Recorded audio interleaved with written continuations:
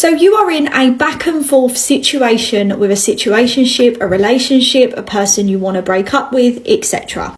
You constantly go around the same roundabout where you sit there and you go, do you know what? This is not right for me. I should leave. And then you second guess yourself because then the fear kicks in, the panic kicks in. But what if I'm making the wrong decision? What if I look back on this and regret this? What if they're amazing for someone else? What if I'm the problem and I'm missing the whole thing here? They may even begin to guilt trip you and say, you know, I'm giving you everything you want. I'm sorry, or I promised to do this. But deep down, you know, you've done this before. You just end up on the same roundabout again. And more than anything, you have no idea how to go about it, and you have no idea how to actually stick to it. Because at this point, you've done this 5, 10, 15, 20 times, and you end up right back where you started. I have some advice for you. I recently took a client in 12 weeks from exactly how you are feeling to having broken up, been detached, happy, content, doesn't regret their decision, but more than anything, actually healing from what landed them in this situation. So what do we need to do? Now, first things first is we needed to gain psychological clarity. Psychological clarity is not just talking about it. This is often why lots of clients come to me after going to more traditional therapists. They talk and feel like, okay, great, leave the sessions, now what? Psychological clarity pairs the subconscious brain, it pairs the conscious brain, it pairs the emotional brain, and it pairs the nervous system. And by joining all of these things together with past experiences, conditioned beliefs, fears, etc., we actually start to peel back the curtains on what you actually think, what you actually feel. We clear the mist, and then you're able to actually trust yourself. Now from there, it's about navigating the breakup. So if you are sure with that psychological clarity, do you know what, Paige, I'm ready to go, like this client was, then it's time to start navigate the healthiest and the kindest way we can do this. But also with boundaries. The reason a lot of times we go back and forth is because you're actually probably a person who struggles to in place boundaries and stick to them, which, don't worry, lots of us struggle with. And that is when I am there to teach you to do that, to teach you what that looks like and to give you the tools.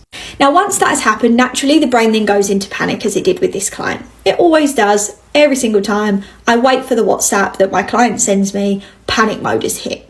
But because we have really molded her brain and worked on her brain in advance, she had that awareness. So rather than panic mode happening to her and then she reacts on that panic mode and then ends up back, she was able to pause and go, okay, panic mode is hitting. I know this because Paige has taught me this. I know this because I've prepped my psychology for it. Now I'm in control of panic mode rather than panic mode controlling me. And this is where she lent on a lot of the tools we gave her, reality training, focusing on the facts. We also had taught her a ton of emotional regulation techniques for her brain. So she could emotionally regulate, she could reality train, and she could focus on the facts, stopping that emotional and subconscious programming, leading her down the garden path into the same situation. Now, once panic mode comes down, then it's time for healing. You're still going to grieve. Even if you didn't want to be in this relationship, even if you were unhappy, you're still going to grieve because it's loss. And it's a ton of different layers of change. And the brain doesn't typically love change. And ultimately, you're out of your comfort zone. Even if your comfort zone was not comfy, it was still familiar. And so the brain sees that as safe. And that is when we start to build the new comfort zone, the new safety zone. And that could look like healing your fear of abandonment, healing your fear of being alone, healing your self-esteem issue. That's when we really see what psychologically has been drawing you back. Because all too often we go, well, it's them. You know, they say this to me, or they do that, or they reach out, or I don't have enough willpower to stay away from them. And although those things are important, they're very surface level. We need to go deeper than that. And that is what took our client from A to Z, where she is now detached, happy, indifferent towards her ex, actually looking to date again, and in a really, really great place mentally with herself. She no longer needs anyone. She may want certain people in her life, but she no longer needs them. And she's no longer on that roller coaster of overthinking, self-doubt, fears, and feeling stuck.